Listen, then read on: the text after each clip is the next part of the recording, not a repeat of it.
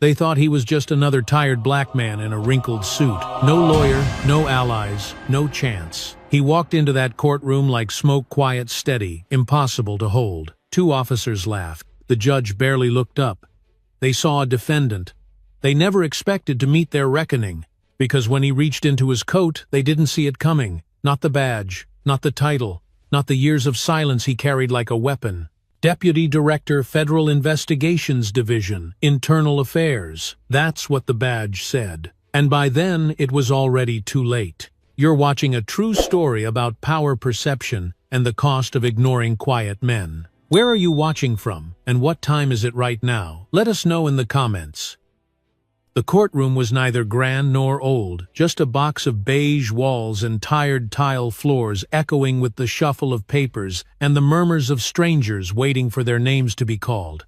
The fluorescent lights above hummed with a faint buzz, casting a cold tone over the benches that lined the back wall like pews in a forgotten church. The bailiff's voice cracked through the room without conviction. Marshal Kane, as if he were announcing a plumbing bill, not a person. Heads barely turned. Some were too tired to care. Others were too used to the rhythm of this place where black men came in quiet and left in cuffs. But from the very last bench a man stood tall, lean, dressed in a gray coat wrinkled from travel collar, folded just enough to suggest he hadn't come here expecting a show. He didn't walk fast. He didn't hesitate. He moved like someone who'd counted every step in advance and knew exactly where each one would lead. Two officers in the back, both white, both uniformed, leaned toward each other with smirks half hidden behind crossed arms. "That's him," one whispered. The other gave a low chuckle. "Gotta be. Look at him. Probably one of those sovereign citizen guys gonna tell the judge the Constitution doesn't apply." The laugh that followed wasn't loud, but loud enough to draw a glance from a woman seated nearby. They didn't notice her. They never do. Kane said nothing. His face gave nothing away. Eyes forward, posture, upright hands relaxed. The kind of stillness you don't learn in law school, you earn it in rooms where being right doesn't keep you safe. He approached the defendant's table without ceremony, set down a folded sheet of paper and waited. Not a twitch, not a glance behind. The silence he carried with him wasn't empty, it was deliberate, heavy. The kind of silence that makes people second-guess everything they thought they knew about who you were. From the bench, Judge Gerald Pruitt peered over bifocals too low on his nose, pushing them up with the back of a pen. He was a man built like a chair that used to be comfortable, but had been sat in too long upright but worn. "Mr. Kane," he began, flipping through a thin manila file, "you're here on charges of failure to comply and verbal obstruction during a routine traffic stop. Do you understand the nature of these charges?" Kane's voice was steady, measured. "That's what the report says." The judge paused. "You're not represented by counsel today." Kane didn't blink. "I don't require one." A second wave of quiet laughter rolled from the back bench. The same two officers shared a look, this one more amused than the first. One of them muttered, "He's serious." The other whispered back, "Wait till the judge hands him the fine. He'll crack." Kane didn't look their way. He didn't have to. He'd heard that tone before in locker rooms, conference rooms, airports, and jury pools. That peculiar laugh of men who thought they knew the whole story from just a glance. But they didn't know his name, not really. They didn't know the weight that came with it or the folder tucked inside his coat. They saw a man in a worn suit who wasn't afraid to be alone at the front of a courtroom. And to them, that meant weakness. But to Kane, it was a position of clarity. From the front, you see who people really are. The judge leaned back slightly. "Very well. Since this appears to be a minor violation and there is no counsel present, we'll keep this brief. Mr. Kane, is there anything you'd like to say before we proceed?" Kane took a step forward. No flourish, no sudden movement. His hand reached calmly into his inner coat pocket. One of the officers in the back stood abruptly, palm twitching toward the holster on his belt. The room tensed. The bailiff shifted in his stance. Kane paused just long enough for the silence to gather weight, then drew out a slim laminated badge. He didn't raise his voice, didn't make a scene. He walked up to the judge's bench and laid the badge down gently like a final puzzle piece, placed with quiet confidence. "My name is Marshal Kane," he said, "Deputy Director of Internal Compliance Federal Investigations Division." The room didn't just go quiet, it froze. The air seemed to thicken around the edges. The judge stared at the badge, as if he were waiting for it to vanish. The officers in the back stopped laughing. One sat down too fast, the other blinked and muttered, "No way." Kane didn't need to say anything more. In that moment, the smirks, the whispers, the assumptions, every last one of them evaporated. Not because he raised his voice, but because the silence spoke for him. And in places like this, silence is the one thing they never expect you to own. It was just after 10 p.m. when Marshal Kane eased his rental car onto the shoulder of a dimly lit county road, the kind of stretch where the trees crowd close to the asphalt and the air feels thick with things unsaid. The sky was a wash of deep blue and orange, not quite night, not quite memory, and his headlights carved two quiet tunnels through the dark. He had been driving for hours, small towns, shuttered gas stations, the occasional faded billboard, reminding him what politicians thought mattered to rural America. His silver sedan, a nondescript Camry, with a government-issue tag he kept covered, hummed low as he brought it to a full stop. The red and blue lights flared behind him without warning. No slow approach, no grace. Just a burst of urgency that said this wasn't about traffic. He exhaled slowly, not out of fear but ritual, the same way you brace yourself before a storm even when you know the roof's been patched. In his rearview mirror he saw two white officers exit their cruiser, one already flicking a flashlight in his hand like a habit, the other adjusting his belt as if preparing for a show. Kane didn't reach for anything. Not yet. He rolled the window halfway and waited. The first officer stepped up, fast, heavy boots crunching gravel. He knocked on the window hard, no pause between arrival and demand. "License and registration," he barked, voice sharp, impatient. Kane turned, meeting the man's eyes with the calm of someone who's had practice staying still. "Evening, officer," he said evenly. "May I ask the reason for the stop?" The cop didn't flinch, didn't offer a name. "You failed to signal during your last lane change."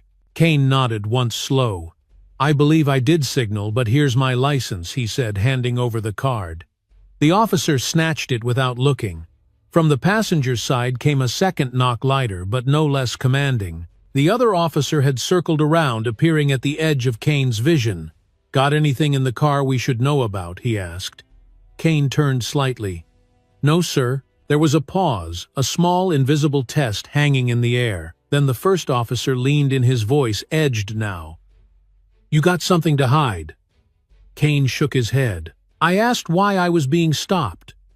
"That's not hiding, that's knowing my rights." That was the moment it changed. Not dramatically, not like in movies, but with a tightening in the shoulders, a hardening in the tone. The first officer said, "Step out of the vehicle." Kane didn't move, didn't raise his voice. "I haven't refused anything," he said. "I'm cooperating. I'd just like to know what's happening here." But by then, they weren't listening. The second officer opened the passenger door without warning. Out of the car now. Kane's heartbeat didn't quicken. He had long learned that panic is a privilege reserved for those not expected to stay composed. He slid the recorder inside his coat pocket up just slightly, clicked it on with a press of his thumb, then unbuckled his seatbelt. The moment his shoes touched the gravel, the first officer grabbed his arm hard. Kane didn't pull away. "There's no need for force," he said quietly, but the cop shoved him forward anyway. The ground came fast. His knee hit first, then his shoulder, then his cheek pressed into the rough road edge, like it had been waiting for him. He felt the weight of a knee between his shoulder blades, pressure sharp and intimate. "We got a non-compliant male," one of them called over the radio. "Possible flight risk." Kane stared at the ground, eyes fixed on a piece of broken glass, caught in the dirt, its edge catching the rotating red and blue. He didn't shout, he didn't beg. He just memorized every phrase, every breath, every insult. Because that's what the job required. Not vengeance, not even justice. Just memory that couldn't be erased.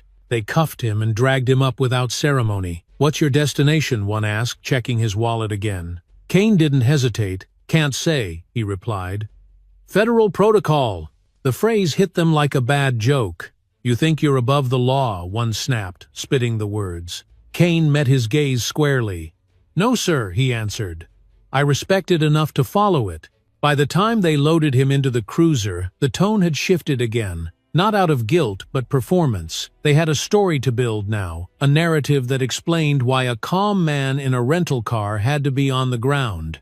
At the station, the report was filed with haste and broad strokes. Subject was argumentative, refused to state travel plans, displayed evasive behavior. No mention of who opened the door, no mention of body cams. Kane asked for a phone call. He was told, maybe in the morning. He asked for a supervisor. The reply was, a look then, a smirk. You'll have plenty of time to talk in court. They placed him in a holding cell metal bench, flickering light overhead, the faint smell of bleach and defeat. He sat upright, hands folded back against the wall. Not because it was comfortable, but because it was familiar. A space where truth becomes a waiting game, and dignity must be guarded like breath. And all the while the small recorder in his coat ticked silently, preserving what they would later claim never happened. In that stillness, Kane didn't wonder why. He didn't need to. The why had never been personal. It was systematic, predictable. They saw a black man driving alone out-of-state plates, a quiet car in a loud world. And for them that was enough. Enough to escalate. Enough to forget procedure. Enough to assume authority didn't belong to him. But what they didn't know was that Marshall Kane wasn't just another name in the system. He was the one who tracked the patterns. The one who asked about the missing footage, the incomplete files, the complaints that vanished. And as he sat alone that night, he wasn't preparing a defense, he was preparing a mirror. Because the real trial wouldn't happen in that holding cell. It would happen when the silence was broken and the right people were forced to listen. The cell was colder than it should have been, not because the air was cold, but because everything in it had the chill of neglect: metal bench, concrete walls, a drain in the corner stained with rust and memory. The single bulb above buzzed with an uneven flicker, casting a harsh white glow that seemed to hum just enough to get under the skin. Marshall Kane sat on the bench, hands folded back, pressed lightly against the cinderblock wall, as if he didn't want to give it the satisfaction of holding his weight completely. His jacket had been taken, so had his phone, his pen, and his belt. What remained was the stillness he carried, like armor, quiet, deliberate, practiced. There was no clock inside the cell, but he could tell time by instinct, the way a trained mind counts silence like heartbeats. He guessed it had been about 2 hours since they closed the door, maybe 3. Long enough for the adrenaline to wear off, for the sting in his wrists to settle into a dull throb, for the whole thing to stop feeling like a mistake and start feeling like a pattern. He closed his eyes, not to sleep, but to focus. Not on what they'd done, but on what came next. Marshall had never been the type to stew in anger. Anger was too loud, too volatile. It drew attention before it did any good. No, what he believed in was pressure, quiet, consistent, immovable. The kind of pressure that cracked concrete over time, not all at once, but enough to shift the ground beneath a man who thought he was standing on solid truth. A voice echoed down the hallway, a radio call garbled, indistinct, then footsteps, heavy, slowing near his door. A moment of pause, a rattle of keys, and then nothing. Just the sound of boots turning away. No eye contact, no check-in, no questions. Whoever it was didn't want to deal with him, didn't want to be the one to realize they'd locked up the wrong man for the wrong reason, in the wrong moment. He opened his eyes again, and looked around the cell. Not at it, through it, as if studying the space for its blind spots, its weaknesses, the way a good investigator does when he walks into a scene that already stinks of cover-up. Down the corridor, a fluorescent light flickered, then died with a faint pop, plunging a small section into shadow. From where he sat, Marshall could hear a young officer laugh quietly, then say, "We'll let him stew a while longer." Another voice, older, slower, replied, "Should have kept his mouth shut. They never learn." Marshall didn't flinch. That kind of comment had stopped being personal a long time ago. It wasn't about him. It was about the uniform he wasn't wearing, the badge they hadn't seen, the skin that spoke louder than any title ever could. He'd met men like them before, men who carried power like a hammer, always looking for a nail, never stopping to ask if something just needed fixing. And while they chuckled, he remembered every word. Not to retaliate, but to record, to document. To build the kind of truth they couldn't erase once it hit daylight. He shifted slightly, easing his back against the wall, feeling the bruises settle beneath his ribs. Every breath reminded him of how rough the takedown had been. Not excessive enough to leave marks they couldn't explain, but deliberate enough to send a message. "You don't belong in control here," He did not respond to the pain, not even in his posture. That, too, was practice, years of knowing that any sign of weakness would be read as confirmation. Somewhere farther down the hallway, a door creaked open, followed by the unmistakable click of dress shoes on polished tile. Then silence. Then more laughter fading into footsteps that went the other way. They weren't coming for him tonight. No supervisor, no lawyer, no phone call.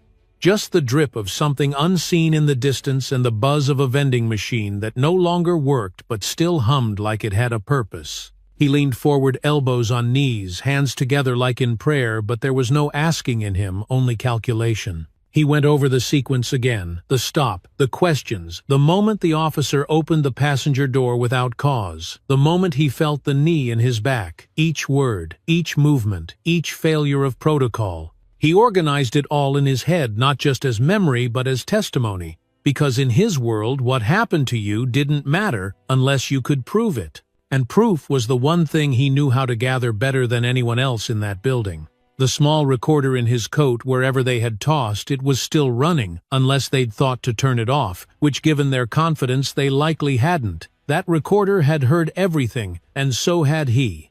That meant the case wasn't just open. It was airtight. If he'd been anyone else, they might have gotten away with it. But he wasn't anyone else. He was the man the Bureau sent when things needed to be documented without prejudice and exposed without fear. Outside the cell, the night dragged on. The officers finished their reports, closed their notebooks, patted each other on the back, and left behind what they thought was another clean shift. Inside, Marshal Kane remained, still letting time pass without chasing it, letting the building breathe its arrogance, unaware that the man they had locked behind a steel door wasn't waiting to be freed. He was waiting for the right time to open the door himself. The courtroom felt different that morning, like it had been scrubbed of its usual rhythm and left hollow, waiting for something it didn't understand. Sunlight leaked through high windows in faded strips, casting long lines across the polished wood floor and catching dust that floated slowly, as if even the air wasn't sure what came next. People spoke in hushed tones, not out of respect, but because silence had started to feel heavier than words. Somewhere near the front, a bailiff adjusted the microphone with a squeak, then looked around uncertain where the defendant even was. Then Marshal Kane walked in. He didn't stride or shuffle, didn't nod or scan the room. He simply entered like someone who had been in this space before. Not this exact room maybe, but rooms like it where justice hung thin and people mistook confidence for guilt. His shoes made a soft, even sound on the tile. No chains, no escort. Just him wearing the same wrinkled gray suit from the night before, not out of carelessness but continuity. He wasn't here to start over. He was here to continue the story they'd tried to write without him. He stepped into the aisle calm as ever, eyes forward, the soft murmur of whispers rising behind him like heat from the floor. People noticed him now, more than they had when his name was called. The name had meant nothing to them. But the way he moved, unhurried, deliberate, untouched by the weight of accusation, meant something different. It wasn't arrogance, it was certainty. He approached the table reserved for the defense and stood there, not sitting, not rushing. The judge, Gerald Pruitt, cleared his throat like a man trying to reclaim control of a room that no longer fully belonged to him. He flipped open a thin folder, squinted at the page, and adjusted his glasses in a slow, measured motion. "Mr. Kane," he began. "You are here in regard to charges stemming from an alleged failure to comply with law enforcement during a traffic stop. Are you prepared to proceed without counsel?" Marshall replied without hesitation, "Yes, Your Honor, I am." The judge raised an eyebrow. "Very well. I see no attorney listed on your behalf. Are you aware of your right to representation?" "I am," Kane answered, voice steady, low but clear. "And I waive it." A couple of chuckles rippled from the back of the room. Same officers as before, same smirks, the same disbelief that had followed him since the second he handed over his ID on the side of that road. One leaned in toward the other and muttered something just loud enough to catch a few ears nearby. The judge glanced up, annoyed, but said nothing.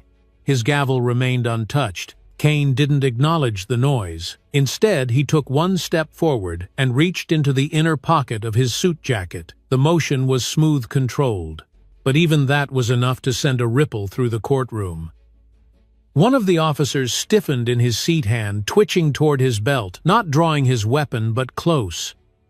The air thickened like a curtain slowly dropping. Kane paused just for a breath, then pulled out a small laminated card and a leather badge holder. He stepped forward again, walked to the bench, and without raising his voice, without drama, he placed the badge gently on the wood surface in front of the judge. "My name," he said, "is Marshal Kane, Deputy Director of Internal Compliance Federal Investigations Division. That badge is active, and everything that happened the night I was arrested has been documented." For a second, nothing happened. The room didn't react. It just stopped moving. The judge blinked once, leaned forward slowly, and stared at the badge. His lips parted slightly, then closed again. The officer in the back, the one who'd been laughing, went pale, eyes fixed on the identification like it had started glowing. "You're with the Bureau?" the judge asked, almost unsure whether he believed the question himself. Kane nodded once. "I am. Internal Affairs Division. I supervise misconduct investigations for law enforcement agencies across 6 southern states, including this one." Silence. The real kind. The kind where even the air stops humming. A clerk to the side, middle-aged, practical glasses, the sort of woman who's seen 100 defendants pass through every week, stood slowly and looked at the judge. "Would you like me to confirm, Your Honor?" The judge didn't answer immediately. Then, "Yes, please do." The woman picked up the badge carefully, like it was fragile, and walked out of the room. No one said a word. The officers didn't laugh now. The smirk had drained from their faces, replaced by something else, something closer to dread. Kane turned slightly, meeting their eyes for the first time. Not with malice, not even with challenge, just with attention, like a man taking inventory, like someone checking whether the room he'd walked into was the same one he now stood in. "We didn't know who he was," one of the officers mumbled. The other added, if someone had told us." Kane interrupted without raising his voice. "You didn't ask." And with that, the courtroom returned to stillness. Not the stillness of waiting, but of recognition. The quiet that settles when people realize they've mistaken silence for weakness. When they learn that the man they laughed at last night is the one who decides whether their badge stays on their chest tomorrow. The door opened. The clerk returned, her face unreadable, a small notepad in her hand. She looked at the judge and said simply, "Confirmed. He is who he says he is." The judge sat back, the file on his bench, still open but forgotten. Kane didn't move. He didn't smile. He didn't gloat. He just stood there, letting the truth take up space. The silence in the courtroom didn't crack it, deepened like a stone sinking through water, pulling everything with it. Judge Pruitt sat still, hands folded awkwardly on the bench, his gaze bouncing between the badge, the man standing in front of him, and the room now too quiet to feel comfortable. A moment earlier he had full command of the proceedings, but now his voice caught in his throat like it was waiting for permission to speak again. He leaned back slightly, buying time, clearing his throat in a way that sounded more like retreat than control. "Mr. Kane," he began softer this time, "do you wish to make a formal statement?" Marshall didn't nod or smile. He just stepped a few inches closer to the bench and said, "I'm not here to grandstand. I'm here to correct the record." The judge blinked slowly. "Proceed." Kane's voice remained steady, like it had been rehearsed 100 times, but never once spoken with pride. "I was stopped without probable cause. I was pulled from a vehicle without lawful instruction. I was detained without access to counsel, and my requests for communication with a supervisor were denied." He paused long enough for the weight of his words to settle, then added, "And I have the entire encounter recorded." A sharp inhale came from the left side of the room. One of the officers shifted in his seat, now visibly uncomfortable, his fingers tapping nervously on his belt. The smirk he'd worn just minutes ago had vanished. His partner sat frozen, jaw tight, as if suddenly calculating the consequences of every decision they'd made in the dark. Kane's hand hovered near his inner pocket, but he didn't reach for anything this time. "The recording has already been uploaded to our secure internal system," he said. "It's time-stamped. Audio is clear. Chain of custody documented." The prosecutor, young, thin, too eager to speak in sound bites, finally broke his silence. "Your Honor, we may need a recess to verify." "No," Judge Pruitt interrupted, shaking his head gently. "We're not dragging this out. "I want to know right now, Mr. Kane, are you pressing charges?" Kane exhaled slowly. "Not yet. I'm requesting that all charges against me be dropped immediately, and that both arresting officers be placed on administrative leave pending federal review." His voice didn't rise. He didn't need it to. His authority wasn't in volume, it was in the calm weight of inevitability. The judge leaned back, tapping his pen against the bench for a moment. "So noted," he said, and turned to the prosecutor. "Do you have any objection?" The young man stammered, then shook his head.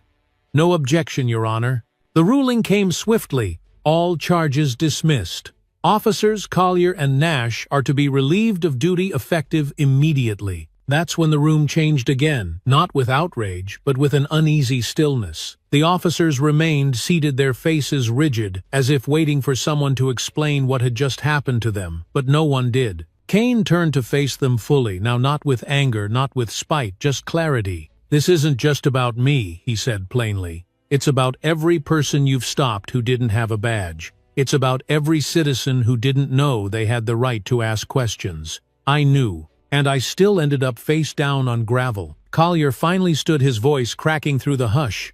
"We didn't know who you were," he said, like it might undo something. Kane didn't move. "That's the problem," he said. "You didn't care to." Behind them, a few murmurs stirred, not loud enough to break decorum, but enough to say people had been listening. The clerk, still holding her notepad, watched with a look that had shifted from duty to disbelief. She'd seen a lot over the years, but never this. The bailiff approached cautiously, leaning toward the judge to whisper something about protocol, but the judge waved him off and reached for the gavel. He didn't strike it. He just held it in his hand, resting it gently on the bench like a paperweight. Kane gathered his folder from the defense table and began walking toward the door.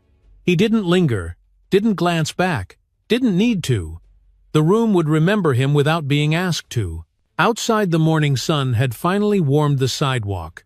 People crossing the courthouse lawn paused, sensing something had shifted.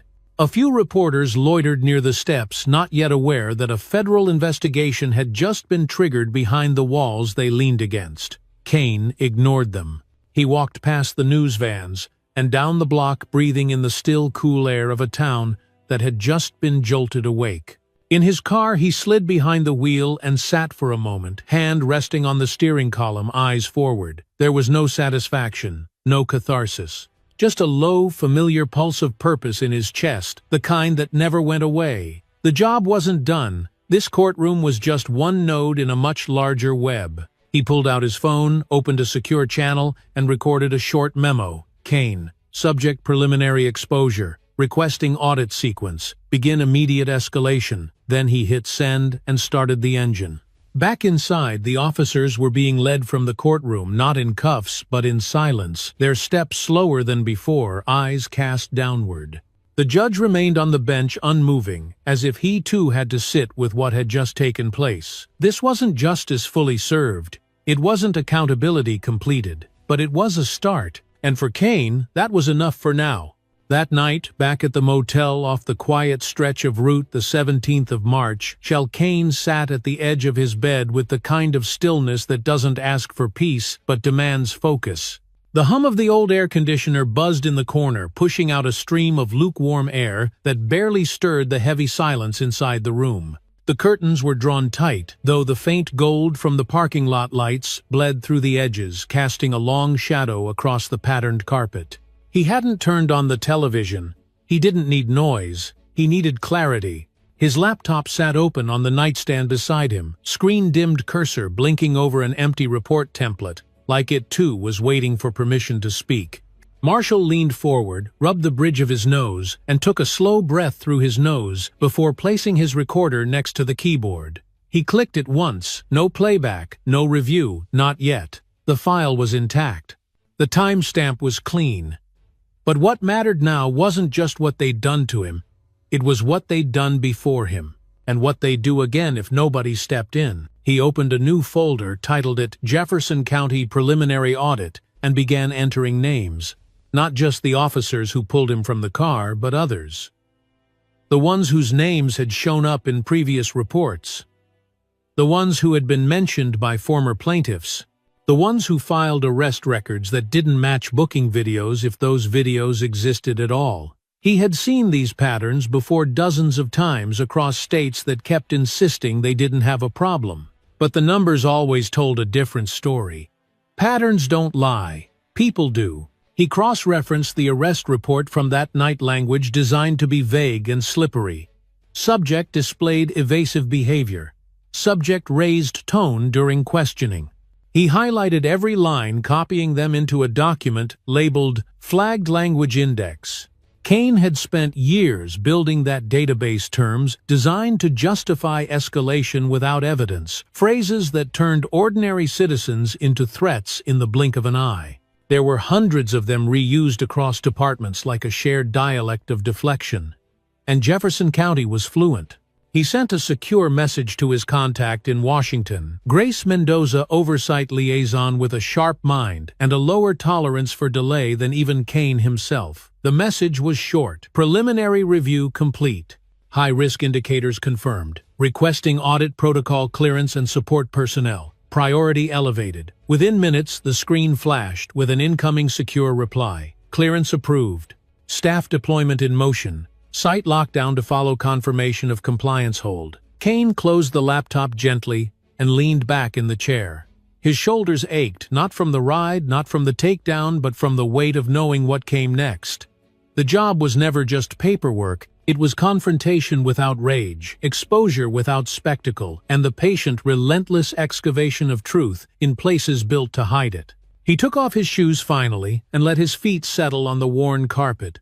From outside the window came the distant sound of a semi rolling past on the highway, a soft thunder that faded quickly into night. He glanced at the clock. 2:37 a.m. Another long day would begin in just a few hours. But rest would have to wait. There was still more to uncover before he could close his eyes. He opened one more window on his laptop, a request for internal compliance history from Jefferson County's Digital Case Archive. A basic search number of citizen complaints in the last 24 months. 84. Number of complaints resolved with discipline 4. Number of complaints dismissed without internal interviews 62. He stared at the screen, eyes narrowing. He adjusted the filter: complaints tied specifically to traffic stops. 47. Of those, 39 involved either Black or Latino drivers. He clicked into one of the files at random. A man stopped for a busted taillight, claimed the officer called for backup within 60 seconds. No mention of body cam footage. Final disposition unsubstantiated. Kane checked the timestamp, then flipped to the maintenance logs for department-issued cams on that date. Device error, upload incomplete. He opened another. Same issue. Another. No video. No review. He didn't sigh. He didn't mutter or shake his head. He simply started copying file numbers into a spreadsheet. Out in the hallway of the motel, someone dropped a drink machine soda can with a loud metallic clatter, followed by a faint apology. Kane didn't move. His hands moved with steady rhythm across the keys, documenting, linking, flagging. Each report had a signature. Each missing file had a date. Each error was a fingerprint. By the time the sun crept over the edge of the motel roof, bleeding into the window crease with that faint orange pink of an early southern morning, Kane had reviewed 38 records, pulled 17 file anomalies, and drafted an internal review request against 2 sergeants and 1 deputy chief. The truth wasn't hidden in shadows. It was buried in plain sight under sloppy language, digital dust, and the arrogance of a department that had learned silence was safer than accountability. Marshal Kane didn't pack up his things. He didn't check out. He just saved his work, locked the files in encrypted folders, and made one final note in the margin of his report. Phase 1 complete. Proceeding with on-site inspection. Then he closed the screen, rubbed his hands once like warming them before a long drive, and let the morning settle into his bones. Outside, the town stirred like it had no idea what was coming. And maybe it didn't. But Kane did. And that was enough. Inside the Jefferson County Sheriff's Department the morning after Kane's courtroom revelation, the air felt thicker than usual, like the building itself had just learned to hold its breath. Desks sat quiet, conversations stalled mid-sentence, and the usual morning chuckles over bad coffee were nowhere to be heard. You could feel the hesitation in the way officers typed slower, how they glanced over their shoulders more often, and how doors that normally swung open stayed shut just a little longer. Something unspoken had settled in something that tasted like fear but moved like truth.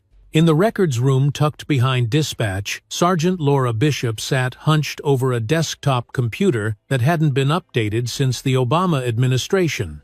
Her brow was furrowed, her reading glasses smudged from hours of use, and a cold cup of coffee had long since gone forgotten beside her. She wasn't the kind who usually poked into past reports unless instructed.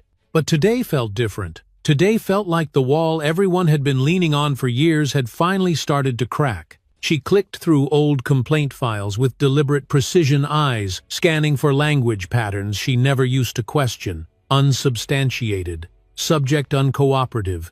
No corroborating footage. They showed up like bruises in the same places over and over again. Different names, different badge numbers, same result. She leaned back, let out a breath, and whispered to herself, "How did we not see this?" Down the hall in the server room that always smelled like burnt plastic and toner ink, Brian, IT tech and unofficial ghost of the department, sat alone at his station. He was young, introverted, the kind of guy who wore headphones even when the music wasn't playing just to keep people from talking to him. But that morning he wasn't listening to music. He was running a trace on system access logs from the night Kane was arrested. The request hadn't come through official channels.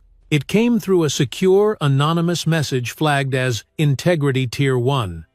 He knew what it meant, even if no one said it out loud. His fingers tapped keys with the urgency of a man who'd rather not be involved, but knew that staying silent wasn't an option anymore. The log popped up 2 access points, one at 3:14 a.m., the other at 7:08 a.m., both tied to the same user ID officer, T. Nash. But there was no corresponding file access report, which meant whatever was opened had either been moved or deleted. Brian frowned, leaned in, and whispered under his breath, "You stupid son of a—" He printed the log. No email, no internal transfer, just paper, just proof. When he stepped into the records room, Laura looked up, startled to see him actually standing there. He handed her the printout without a word, just a small nod. She scanned it, her jaw setting like a lock, clicking into place. "You're sure about this?" she asked. Brian only nodded again. "I traced it twice," he said. "If they scrubbed anything, it happened before that courtroom even opened." Laura folded the paper once, tucked it into her file, and stood without another word. Her feet carried more weight now, like she was walking across something fragile and dangerous all at once. Back in her office, she locked the door behind her and sat again. Not out of fear, but to think. Because now the question wasn't if something had been hidden. It was who else knew and how deep the silence went. She opened another file, one from last spring. A young man stopped for a busted license plate light, claimed he was pulled from the vehicle, searched without reason, released without citation. The report said officer de-escalated situation successfully. There was no footage. She checked the cam log. Hardware malfunction entry delayed. Another flag. Another one. Across the building, the atmosphere thickened. Conversations dropped off when certain names were mentioned. Reports that had once gone unnoticed were suddenly being reread with red pens. A tension hung in the air, subtle but sharp, like walking through fog, and realizing it smells like smoke. At his desk, Nash looked up from his screen as Laura passed him in the hallway. She didn't stop, didn't glare, just kept walking, but slower enough for him to notice, enough for it to land. His fingers hovered above his keyboard, then dropped. He rubbed his neck and looked around like someone waiting for a knock that hadn't come yet but would. Laura returned to her desk, pulled out a blank notepad, and began writing by hand. No one watched her. But if they had, they would have seen something shift behind her eyes, something no longer interested in protecting a nameplate on a door, but focused entirely on restoring the kind of trust she once thought came automatically with the badge. Sometimes change doesn't walk in shouting. Sometimes it comes quietly, in the form of a file reopened, a log printed, a look, exchanged in a hallway between two people who can no longer pretend they didn't know. And that's how it starts, right there in the silence between the footsteps. They arrived just before noon, 3 black SUVs rolling silently into the rear parking lot of the Jefferson County Sheriff's Department, their windows, tinted engines barely audible beneath the buzzing cicadas and the low whine of a distant lawnmower. No sirens, no flashing lights, just presence quiet, composed, and unmistakably federal. Officers inside watched from behind blinds, some standing still as the tires crunched slowly over gravel, others pretending not to notice even as their eyes followed every movement. This wasn't a surprise visit, it was a message, one that didn't need to be spoken to be heard. Marshal Kane stepped out first, dressed in the same suit as before, though now pressed his shoes, polished his expression, unreadable beneath a pair of dark lenses. He didn't rush, he didn't scan. He just closed the door behind him, adjusted his cuff once, and nodded to the agents stepping out from the second SUV. Grace Mendoza, compact and razor-sharp, had a tablet already in hand, and a file tucked under her arm, her jaw clenched like she'd already found something to be disappointed in. Nathan Cole, tall and quiet, carried a single case with 2 sealed drives and a set of access protocols, hard-coded to override local encryption. They didn't speak as they walked to the side entrance. They didn't have to. Grace scanned her badge at the security panel, waited for the dull buzz of clearance, and pushed the door open without looking back. Inside, the air felt heavier, though the thermostat read 72. Officers stiffened as they passed, some nodding reluctantly, others pretending to read reports they weren't holding. Kane walked straight to the administrative wing, bypassing the front desk with a glance. "Is Sheriff Hodges in his office?" he asked. The deputy at the front stood quickly, nodding. "Yes, sir, he's expecting." "Good," Kane replied, already moving. He didn't knock. He opened the door and stepped inside, where Hodges sat behind a desk, cluttered with manila folders, half-read emails blinking on the screen, and a coffee cup that had gone cold an hour ago. The sheriff looked older than Kane, remembered face-drawn shirt untucked at the waist, a man who'd spent too long waiting for the inevitable to walk through his door. "I assume you received our briefing packet," Kane said evenly, placing a folder on the desk. Hodges glanced at it, then nodded without a word. Grace stepped in behind Kane, her eyes scanning the room with practiced precision, her voice clipped. "We'll need full access to the records room, personnel files, training documentation, complaint archives, and all departmental policy updates since 2019. We'll also need a list of all officers currently on duty and a log of camera maintenance reports." Hodges opened a drawer, slowly pulled out a keyring and placed it on the desk. "Everything's there. I told my staff to cooperate." Nathan had already moved toward the back of the building, following the IT technician Brian toward the server room. Brian didn't speak.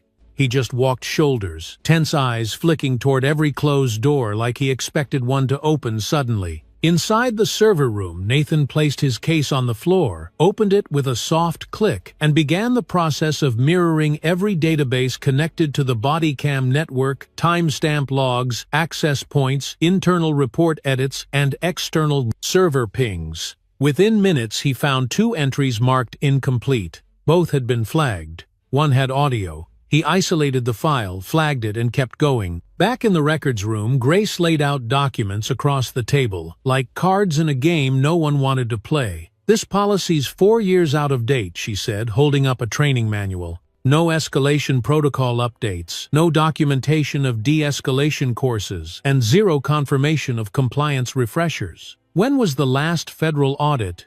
The clerk, a woman in her 50s with tired eyes and perfect penmanship, shook her head slowly. "Never." In the far corner of the department, Kane sat in a small office with Sergeant Laura Bishop, who had already begun pulling files flagged from the night before. Her hands moved quickly, but her voice was quiet, almost subdued. "These reports, they all read the same," she said. "Pulled over no cause, no ticket, vague language, camera off." Over and over, Kane nodded eyes, scanning the documents one by one. "Patterns don't lie, and culture hides in repetition." She turned her screen toward him. "Here, May of last year. Guy stopped on the way home from work. Said he was told to exit the vehicle for no reason. No arrest, no citation. Report says he was non-compliant." Kane read the entry, lips tight. Same words, same rhythm. He stood, walked to the whiteboard on the far wall, and began jotting down initials, dates, call numbers, building a web that stretched from minor infractions to major oversights. "This isn't just misconduct," he said. "It's structural neglect. The question is how many knew, and how many looked away." Grace entered moments later carrying a stack of outdated certifications. "We're initiating a compliance hold," she said, handing the documents to Kane. "Effective immediately, no officer from this department is to engage in field operations until the review is complete." Kane didn't hesitate. He turned and walked straight to Hodges' office, where the sheriff was staring at a phone that hadn't rung all morning. "We're shutting you down temporarily," Kane said, calm but clear. "Dispatch will remain operational. Emergency response is permitted, but field patrol is suspended until further notice." Hodges leaned forward, voice low. "You know what this will do to us." Kane met his eyes without blinking. "I know what not doing it already did." And with that, he walked out of the room past the stunned silence of uniformed men and women who had never expected accountability to wear a suit and carry a pen. Outside, the sun had started to dip low, casting long shadows across the parking lot. Kane paused at the base of the steps, glanced at the horizon, and then kept walking. The work wasn't done. It had just begun. The next morning, the Jefferson County Sheriff's Department didn't wake up so much as it braced itself. Officers arrived early but lingered in their cars a little longer, keys turning more slowly in the lock's doors, opening with hesitance instead of routine. The building felt altered. Same walls, same fluorescent hum, same coffee brewing too bitter in the corner, but something invisible had shifted overnight. The kind of shift you can't name but you feel in the way people talk quieter and look each other in the eye less. Marshal Kane walked through the front doors not like a man returning to a scene but like someone continuing an operation. No hesitation, no announcement, no flourish. He carried a thin manila folder in one hand, and nothing else. No badge on display, no weapon, just the confidence of someone who knew exactly what truth looked like when you stripped away excuse. The front desk deputy greeted him with a stiff nod, eyes wide, unsure whether to salute or apologize. Kane offered a quiet morning and kept walking. He moved past the break room, past the bullpen where phones rang unanswered for a few seconds too long, past a row of lockers whose doors were now shut with a little more care than usual. When he reached the operations wing, Laura Bishop was already at her desk, sleeves rolled up, hair pulled back, a legal pad, half filled with her own notations. She looked up when he entered, not startled, but steady. She'd been expecting him. "I pulled 10 more cases from the last 18 months, she said, turning the pad toward him. Same phrasing. Same pattern. Most dismissed without contact. Kane took the pad, flipping through the pages slowly. Complaint logs. Categorized under resolved, she said. No follow-up documented. No internal interviews filed. Nothing but a checkbox. Kane set the pad down gently and pulled out a folded list from his coat pocket, names, dates, corresponding badge numbers. 3 of the officers involved have had 5 or more similar complaints. All closed the same way. Laura leaned back in her chair, arms crossed. "You think someone's directing the language?" Kane paused, then nodded. "Not directly. But somewhere along the way, the system trained them to phrase things a certain way so it wouldn't raise flags." Down the hallway, Grace Mendoza stood in front of the department's document archive cabinet, flipping through a binder of use-of-force protocols. Her face was unreadable, but the way her fingers tapped against the cover told a different story, one of growing impatience with every page she turned. She closed the binder with a firm snap and walked into the admin wing where Kane and Bishop were cross-referencing files. "This isn't isolated," Grace said, holding up a page. "This is a workflow, a practiced, polished way of closing the door without ever making noise." Kane nodded. "It's a system. And systems don't just build themselves." Nathan Cole entered a moment later, carrying a printout with a red tag clipped to the top. "Server logs confirmed it," he said. Body cam footage from 6 incidents flagged for deletion. 1 attempted manual wipe after hours. Kane didn't look surprised. "Was it recovered?" Nathan handed him a USB. "Partial file. 1 audio stream. Date matches Kane's incident." Kane plugged the drive into the nearest computer, double-clicked the file, and leaned in. The room filled with static, then a voice, his voice calm measured, asking why he was being stopped. Another voice followed, sharp, defensive, full of control. Then the sound of a car door opening, the gravel, the scuffle, the command to get on the ground, the click of handcuffs, silence. He hit stop. The room stayed quiet. "This is enough," Kane said, standing up. "This confirms the pattern. And we're not talking about one night anymore." Grace was already pulling out her phone. "We'll notify DOJ. Field suspension is active, but now we escalate to oversight." Laura spoke up, voice low but clear. "I've been here 12 years. I've trained some of these guys. I thought I was doing the right thing." Kane looked at her not with judgment but with the weight of someone who understood what it meant to wake up mid-career and realize the ground under your feet was never solid to begin with. "You probably were," he said gently. "But the right thing has to be updated, same as the policy manuals." She didn't speak again, but the way she folded her arms told him she was still listening. Outside, 2 more SUVs pulled into the lot. No rush, no uniforms, just quiet movement. The kind that came when truth was no longer a question but a mandate. Kane walked to the whiteboard, wrote 2 more initials under the column, labeled Repeat Patterns, and then circled a name, T. Nash. The marker squeaked slightly, a sound that seemed too loud in the room now filled with people who couldn't claim not to know anymore. "The audit starts today," he said, turning back. "We follow every log, every complaint, every missing second of footage.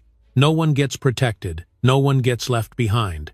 And as the hum of computers and footsteps filled the building, it was clear that something fundamental had shifted, not just in the files or the policy, but in the hearts of people who could no longer claim ignorance. This wasn't about one man anymore. It was about what a department becomes when no one's watching until someone finally does. By Friday afternoon, the story had moved beyond the walls of the sheriff's department and into the heartbeat of the town. It started slow, just a headline on a local news site, "Federal agent detained in wrongful traffic stop." Then a second story followed, this time with audio from the recovered patrol car, recording grainy but undeniable. And then, without warning, it spread like wind through dry fields. By sunset, the name Marshall Kane wasn't just known, it was whispered across barbershops, grocery aisles, and dinner tables, always in the same hushed tone used when something sacred has been violated. That evening, the mayor called a town hall, short notice, wide invitation. No flyers, no politics. Just a message passed from neighbor to neighbor, church to congregation, mother to daughter. And people came, more than expected. They filled the folding chairs, lined the walls, stood in the doorways of the community center on Maple Street. Their expressions a mix of confusion, worry, and something quieter but heavier anger not yet spoken aloud. Kane didn't sit at the front. He stood near the back, arms crossed, coat still on eyes, scanning not for threat but for readiness. He wasn't there to speak. Not tonight. Tonight he was there to listen. The mayor, Harold Lanning, stepped up to the podium with the slow gait of a man who once believed he had time to prepare. He adjusted the microphone, cleared his throat twice, and looked out at the sea of faces staring back without expression. "We're aware of the investigation," he began. "We're cooperating with federal authorities, and we're committed to transparency and change." A few polite nods. No applause. No warmth. A woman from the back rose without being called. "Are you going to reopen the complaints?" she asked, voice strong but even. "The ones your office ignored, the ones labeled unfounded, without so much as a call back?" Lanning hesitated, fingers tapping the edge of the podium.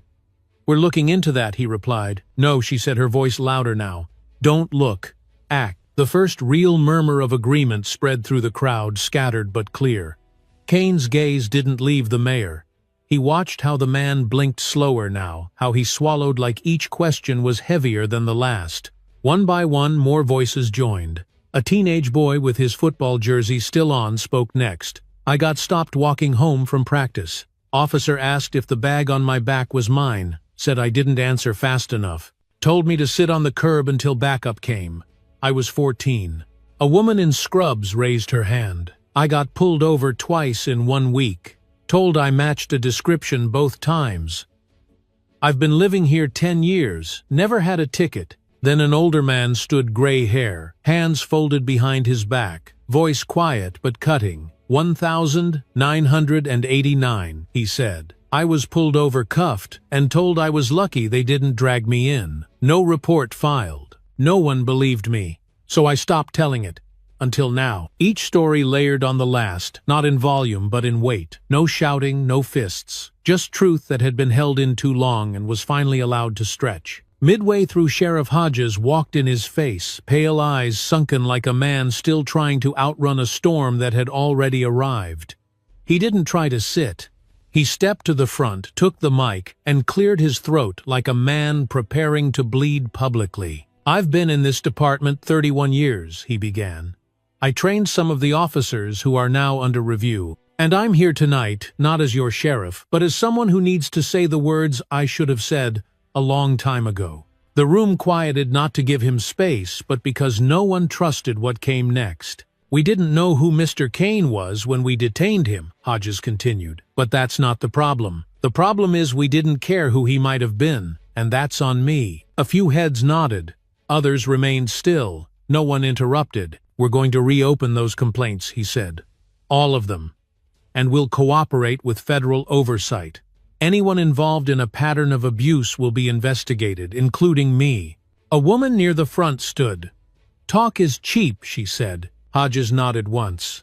"Then hold me to it." Kane didn't move, but Laura Bishop, standing 2 rows over, glanced at him with a look that asked a quiet question. "Do you believe him?" He didn't answer out loud. Just watched the room, the people, the shift in posture, the way the silence felt different now. Less fearful, more alert.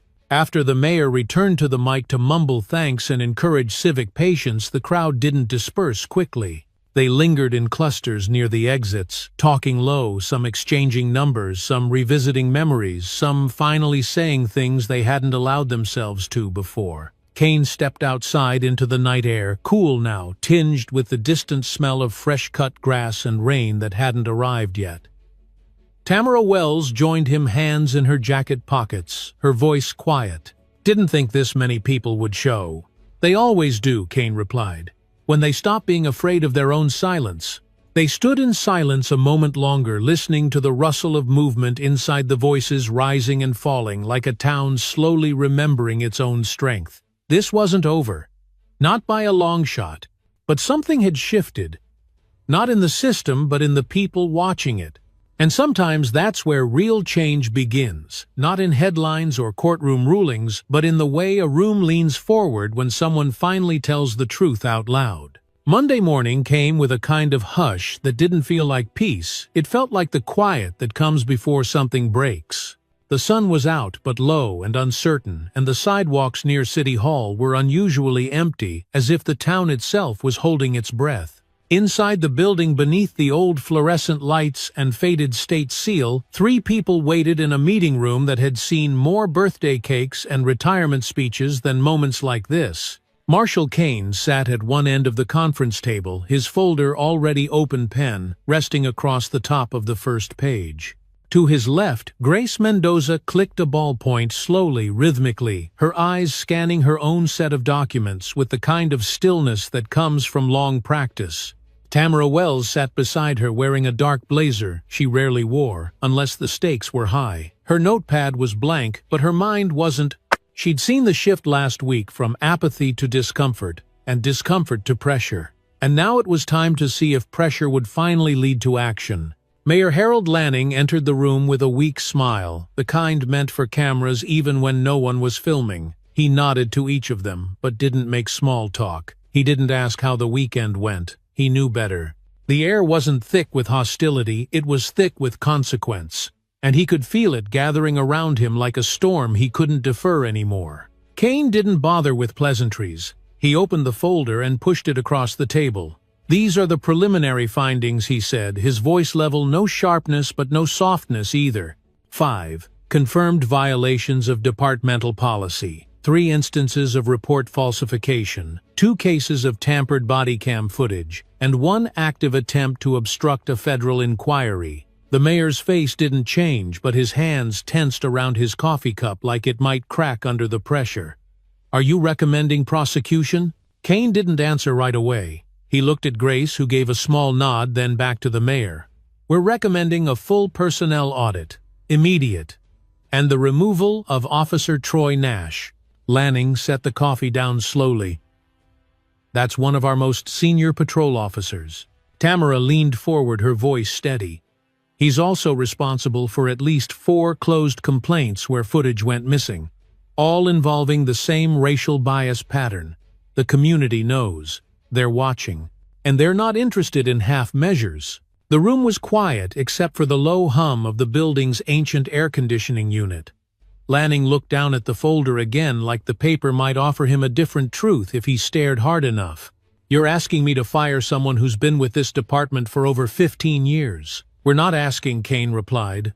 "We're giving you the opportunity to lead before you're forced to follow." It wasn't a threat, it was a reality. For a long moment the mayor said nothing. Then, without lifting his head, he spoke quietly. "I'll issue the termination letter today." Kane closed the folder. "We'll be monitoring compliance. Any delay or deviation from this process will result in escalation." Lanning didn't respond. He just sat there staring at the table's shoulders a little lower than when he walked in. When the meeting ended, Kane didn't linger. He walked outside into the crisp morning light, blinking once, then letting his eyes adjust. He didn't check his phone. He didn't speak. He simply took in the square, the benches, the flags, the quiet movement of people, pretending it was an ordinary Monday. Back at the department, Officer Troy Nash was called into Sheriff Hodges's office. The request had come through official channels, but the outcome was already known. Nash walked in stiffly, eyes darting between the floor and the old framed commendations on the wall. Hodges handed him a single envelope. "What's this?" "Termination," Hodges said, his voice flat. "Effective immediately. Signed by the mayor. Federal compliance order attached." Nash stared at the envelope, then at the sheriff. "That's it." "That's it," Hodges said. "You think it shouldn't be?" Nash hesitated. "I did what I thought was right. I didn't know." "You didn't care," Hodges interrupted. "That's the part that did you in."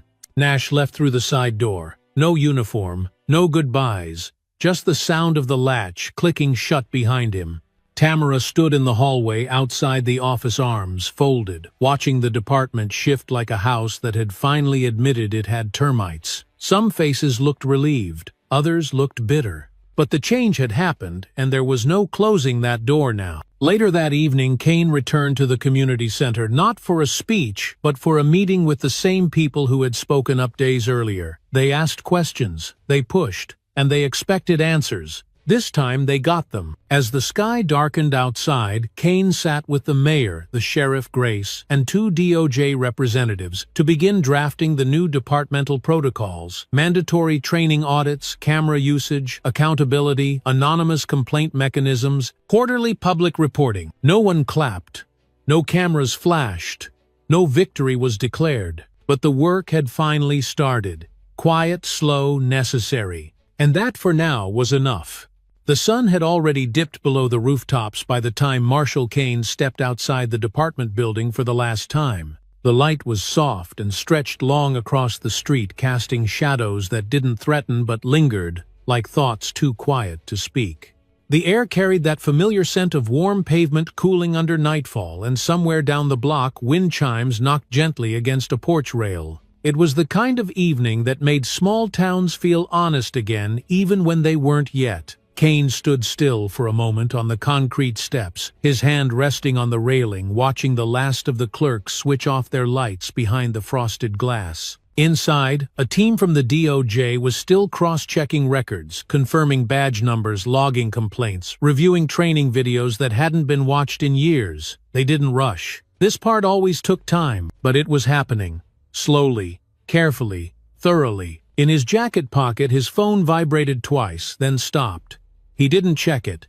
Not yet. Instead, he looked out across the street, where a group of high schoolers in hoodies and sneakers leaned against the side of a diner, laughing, 2 loud heads, tilted back in that careless way teenagers lean into freedom. One of them caught his eye, a boy in a navy sweatshirt with wide shoulders and curious eyes. The kid gave him a nod, not the kind that said hello, but the kind that said, "I saw what you did." Kane returned the gesture with a quiet lift of his chin.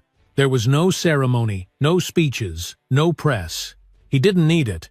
Inside the department, Tamara Wells watched from the end of the hallway as Officer Curtis Dell cleaned out his desk.